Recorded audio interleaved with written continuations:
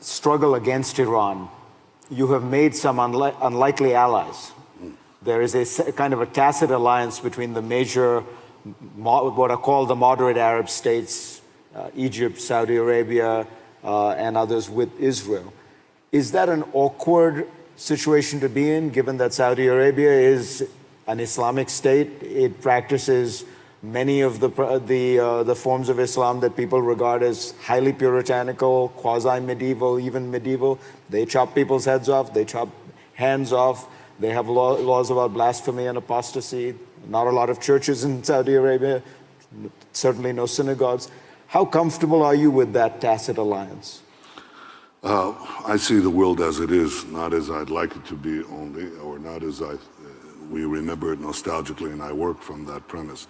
I think Saudi Arabia recognizes today that it needs a path to reform as well, and they see, as do many in the Arab world, that they see Israel as an ally rather than as an enemy because of the two principal threats that threaten them. The first is Iran, and the second is Daesh. If you're closer to the Persian Gulf, Iran comes first. If you move to North Africa, to Egypt, Daesh comes first. But there's always the second. And so when they look around and they say, well, who can help us in this battle that threatens our very future? Obviously, Israel and these Sunni Arab states are not on opposite sides, and that's natural. That, I think, tells you there's a bigger story. I said this yesterday. I went to, with my wife to a dinner, the opening dinner here, and I met some of our European friends, including members of the EU.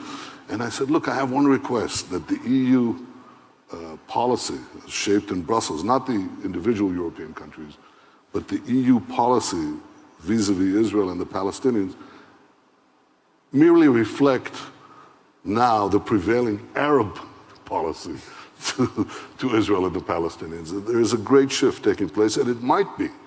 We used to think that if we solved the Palestinian-Israeli conflict, it would solve the larger Israeli-Arab conflict.